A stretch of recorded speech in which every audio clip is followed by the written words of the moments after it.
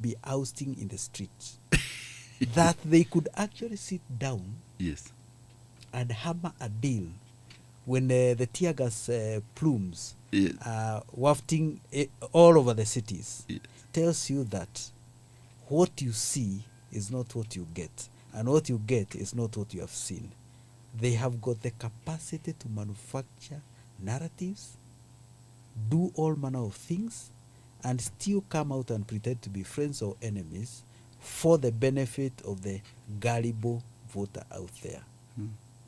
So is Gachagua the beneficiary of this big fallout with Uhuru? And Uhuru has come clearly, by the way, saying that the Gen Z should stand up.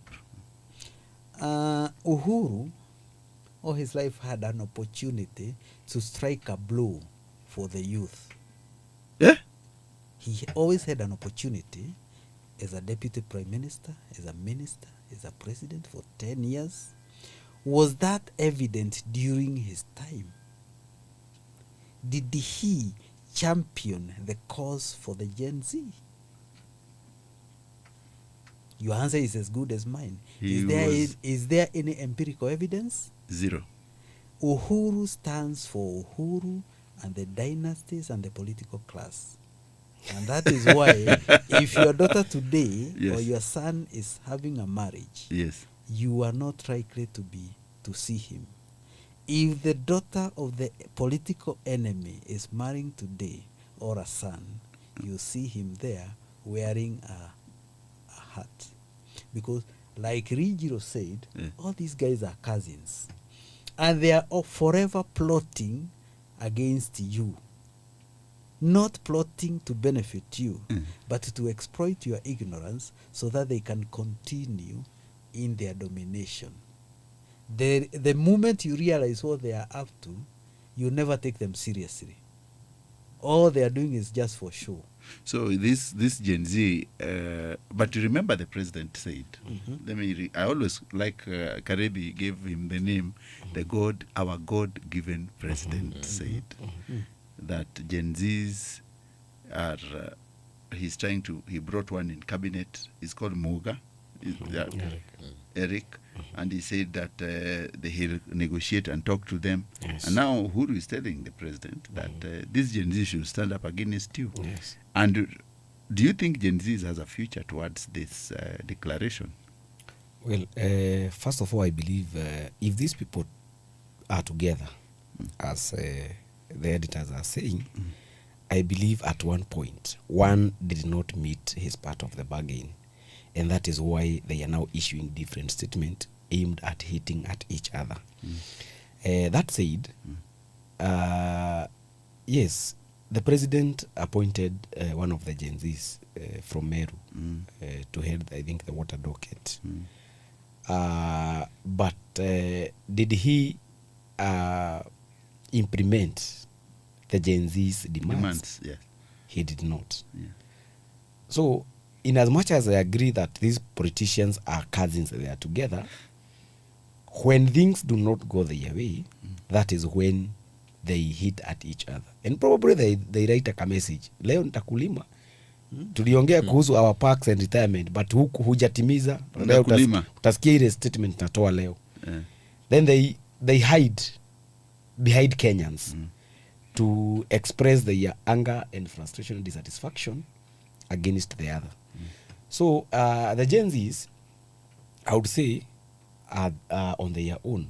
Because even if that guy was given the docket, the water docket, how is that benefiting the Gen Zs? So if you are given a docket, if we cry and if we start hitting at the government, and one of us, for example, Gashane is appointed, Gashane's appointment will not benefit you guys. It will benefit Gashane, his family, and his other damsels. Actually, what he's saying, you do not need to appoint Gen Z to these high offices, because ask yourself, who is a Gen Z? Yes.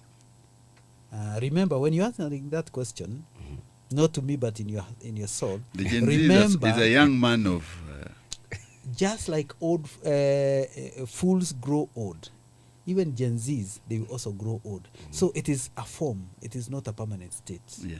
So what anybody who wants or who has the future of these young people at heart, what they need to do is to come up with policies and programs that favor Young people.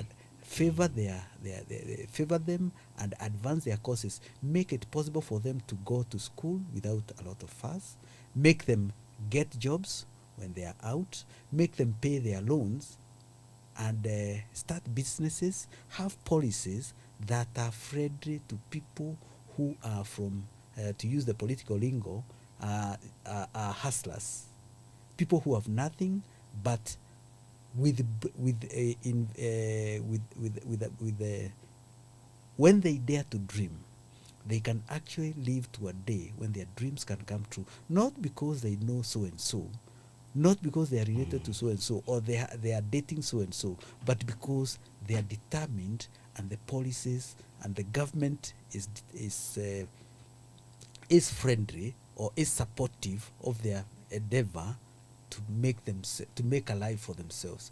But if you pick a Gen Z and place them on a higher office, that Gen Z within no time will start dressing, walking, eating, driving like a dynasty, and the cause will be lost.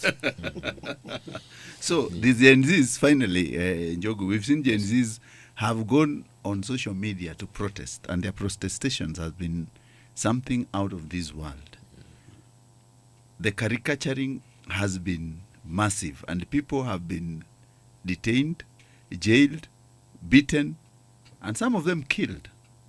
But it is relentless. Is it the new form of dealing with the dynasty? These protests by the young people are not being taken seriously. And it is not now, even before the June 25 protests that were the biggest or the most deadly. These are pent-up things. Gen Zs don't have jobs, and it's not just them. They can see the struggle that their parents are going through. The economy is not working. They come out of school, there are no jobs. They can't even do business. If they go to do business, taxation is there. Nobody is listening to them. And that is the most dangerous thing. Then, when they get an avenue where they can express themselves, you find that the state now is